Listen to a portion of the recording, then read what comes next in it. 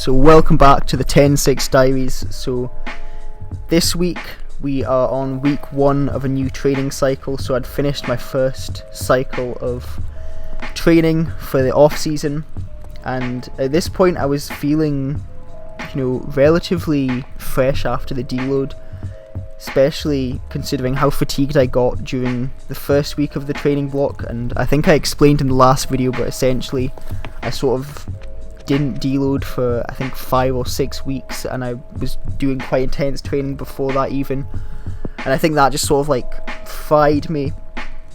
Then we deloaded and I felt a lot better, but I feel like if I'd taken maybe a little break in between that cycle and the start of the off-season prep, that maybe would have done me well, or done me better certainly. But it is what it is, just have to keep battering on through, keep getting on with it. That's all you can do really. But yeah, so this is actually some drills that you're seeing now that I'll often do before I do sprints. So on this day it was really cold, so I did most of my warm-up in a little gym. So I did some other jogging stuff, some multi-directional movements to warm up on this turf section at a gym that was maybe a mile from the track.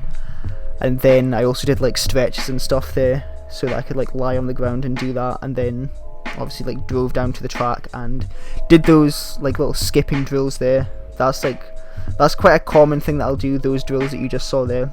I'll do those usually before I sprint, and I'll do a few build-up reps. On sprints usually it just sort of depends. Sometimes I won't build up and I'll just sort of add the build-ups to the sort of main sets of the reps. So if it was for example, I think this day was 6 times 20 meters, so instead of doing build-ups I just kind of went straight into the 6 times 20, but I just built it up first rep at 70% or 80% or whatever, next at 90, then 95, then we'll push a little more.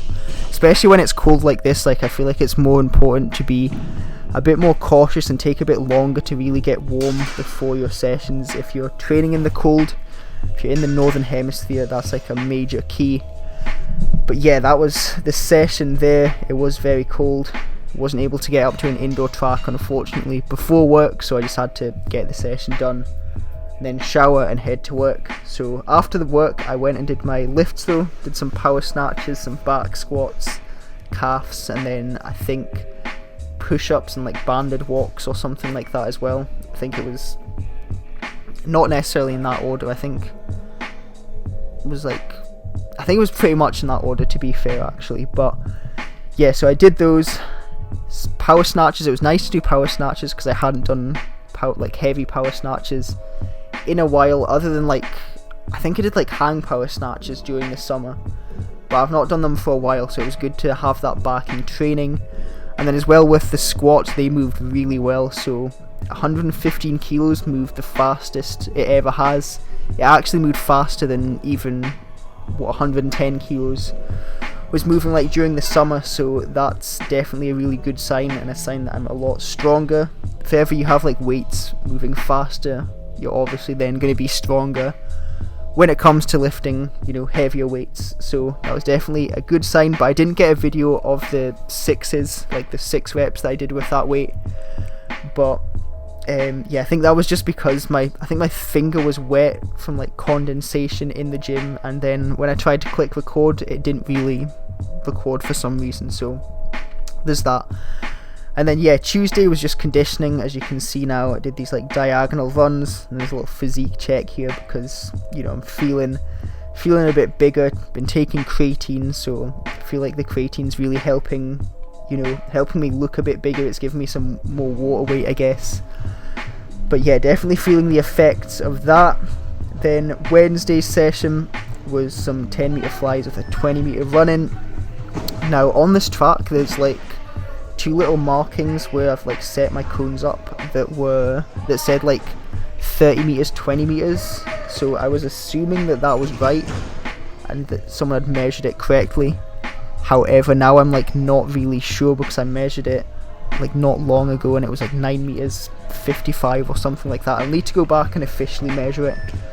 But yeah, so I think this was a 9 meter 55 fly, and I want to say I was probably closer to a 1.06 10 meter fly with 20 meter running. And then I did my usual weekly counter movement jump that I'd been doing for the past few weeks. Hit 776 ms for the flight time, which was pretty much the exact same as last week, so I think still obviously quite fresh from last week, so I can't complain, getting some good high quality training in. Then I did like so many jumps. Like I actually jumped way too much because I flared my knee pain up, because I think so the main reason my knee pain flared up is because I basically did double the amount of volume I did last week. Instead of saying like, hey, let's just add in like maybe a few more jumps this week, I added in like twice as many jumps, because I did all these box jumps, and that didn't help my case, and I don't really know why I decided to do this and then jump on top of that.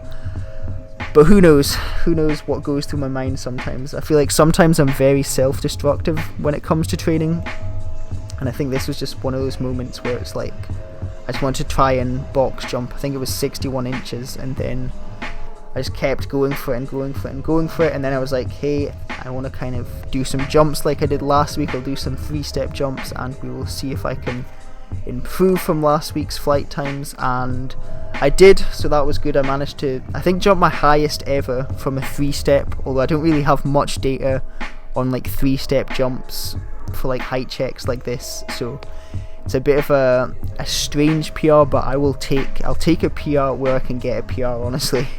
So I was happy to obviously jump my highest ever from 3 steps, and you'll see in a few videos time what I got up to when I went to my top secret training camp that I'm not going to reveal the location of yet, unless you like follow my Instagram and you've seen it already. But yeah, so that session was solid. I was actually graduating this day, so I had to kind of do all those jumps, and then I had to jump in a shower, get ready, head over to graduation, get my robes, get everything sorted.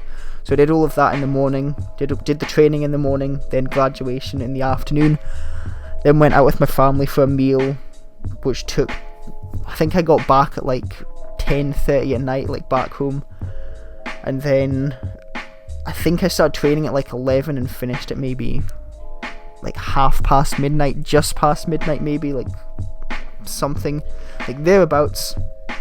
But yeah, so did the reverse lunges, similar to sort of last week, did the pause RDLs, well not last week, this is week 1, sorry, so not similar to last week because it's a new cycle, but yeah, did these reverse lunges, did some pause Romanian deadlifts. I actually really like the pause RDLs because I feel like they've definitely helped strengthen my back a little bit, which I feel like has always been like a weak point for me. Like I've always struggled with maintaining back tightness when doing sort of like any kind of lifting, for like deadlifts, I guess even for cleans to an extent, but I feel like because my back squat strength and my clean power is sort of like the relationship correlates quite well in terms of like if my back squat strength goes up, my clean will go up.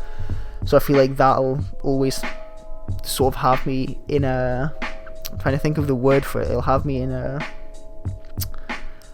way where my back sort of is strengthened enough through the squats so that I'm able to maintain that tightness for the cleans. But I definitely feel like the Romanian deadlifts have helped out with that as well, so I feel like that's been a good addition to this training cycle. Then of course another conditioning day, so John wanted to go hard with the conditioning, so we did some 150 tempos. Goal pace was like 23 to 24 seconds, but I was in trainers on a wet track, and it was not fun, especially because the wet tracks in Scotland, like a lot of them will have moss on them, so that just like makes it even worse. It makes it really slippy.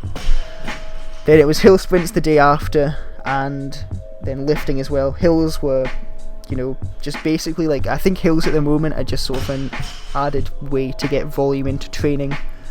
And then clean pulls, pause squats. Fridays again, just sort of like a lower intensity day in terms of like lifting, in terms of sprinting, just to give me a bit of rest, but we're still wanting to get some training volume in, develop some qualities, get me ready for this season opener. So that's the plan.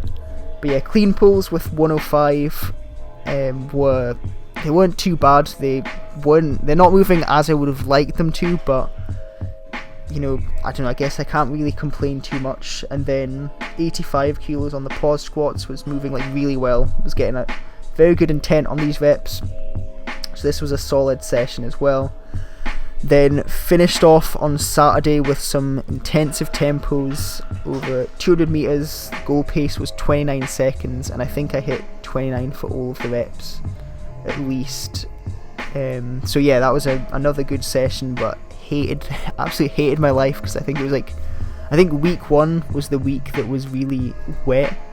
Oh no, I think it was week 3 actually was the week that was really wet, so I'll explain that in the next video, but I didn't get any footage of that. But yeah, that's been week 1 of the new cycle, and yeah, that is everything. So I will see you in the next episode soon, hopefully.